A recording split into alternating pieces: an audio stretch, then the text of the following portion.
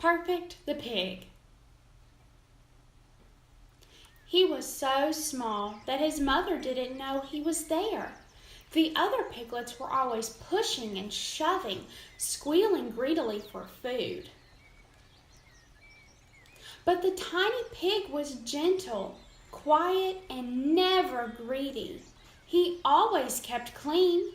While the other piglets rolled around in the mud, he would lie under his favorite tree, wishing for wings to carry him into the sky.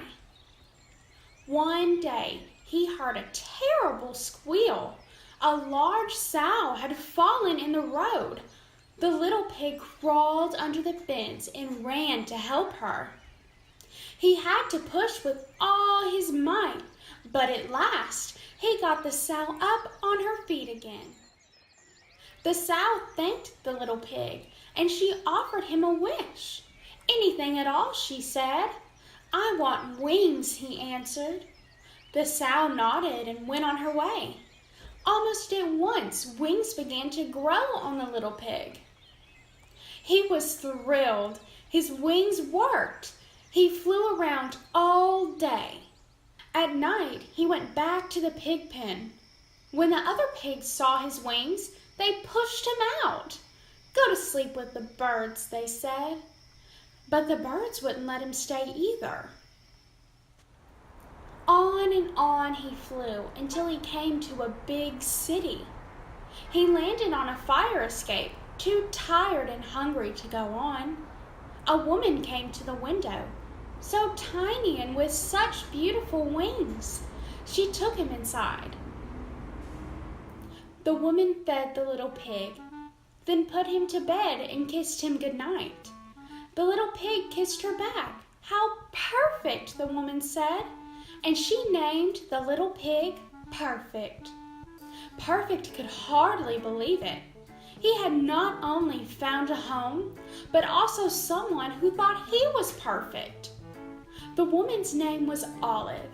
She loved Perfect and did all she could to please him. She gave him baths and fed him the very best vegetables from the plants she grew in her apartment. Olive was an artist. She liked to paint pictures of Perfect sitting among the fruits and vegetables. He was a wonderful model. However, Perfect soon grew restless. He began to look longingly at the sky. He missed flying. Olive understood and took him up to the roof. He flew about while she waited for him. From then on, he went out flying for a short time every day. Olive took Perfect out on walks, too.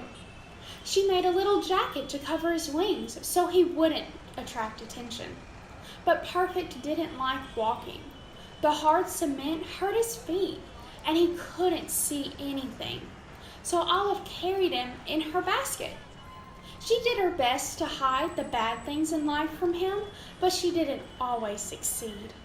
People liked the paintings of Perfect and bought them from Olive. Her savings jar began to fill up. Soon, Olive's apartment became crowded with fruits and vegetables and a growing Perfect. He had grown so much that he was getting too big to hide.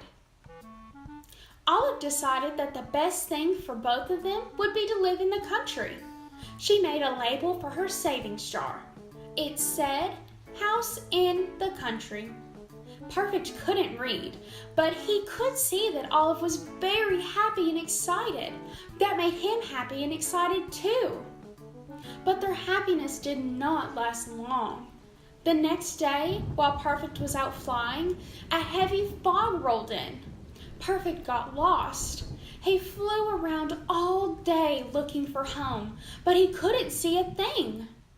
When the fog lifted, Perfect spotted a park bench. He landed on it and fell sound asleep. A man's voice woke him. "Well, I'll be," the man said. "A pig with wings. My fortune is made." He picked up Perfect and ran home with him. Perfect found himself in a small room. The man took off his belt and said, "Okay, Oink, now I'm going to train you. Fly around this room. He cracked the belt like a whip, and Perfect flew away from it in fright. "That's a good oink," the man said. Then he poured out some garbage and gave it to Perfect to eat. Perfect was shocked. He ran to the window and tried to get away. "Oh, no you don't," the man said, and he tied Perfect to a pipe. When the man thought he had trained Perfect enough, he dressed him in a costume and took him to a park to perform. At the end of the show, Perfect flew over the audience. Everyone oohed and awed, and they gave the man lots of money. Perfect had to do the same thing each day. Every night the man counted his money, then tied Perfect up even tighter. "You're not going to get away from me, you flying pork chop," he said. But he was still worried that Perfect might somehow get free. So the man bought a cage and locked Perfect up. Perfect was miserable. His wings ached, and he hadn't had a bath in months. The man gave him nothing but garbage to eat and never, ever kissed him. Every night, Perfect cried himself to sleep thinking of Olive. Olive went up to the roof each day and searched the sky for Perfect. She walked through the streets looking for him everywhere. Sometimes she wondered if Perfect had been a dream, but she still had one painting of him. It reminded her that he was real. One day, when Olive was out walking, she saw a sign that read, "The Great Flying Oink." She bought a ticket and ran into the theater. She could hardly believe her eyes. It was Perfect. The man was leaning over him saying, "Fly, you stupid oink, or it's off to the butcher shop with you." But Perfect couldn't budge. He was too sad, and his wings hurt. "Perfect!" Olive cried out. Perfect raised his head. He squealed happily as he stretched his wings and flew to her. Everyone clapped. Olive took off the rope that was tied around Perfect's neck. "Where are you going with my pig, lady?" the man said. "This is my pig," said Olive. She and the man began to argue. "Let a judge decide this," someone said. The judge listened to both sides. Then he said, "I think the pig should choose." And of course, Perfect chose Olive. The judge told the man to give Olive half the money he made with Perfect. It was Perfect's rightful share, he said.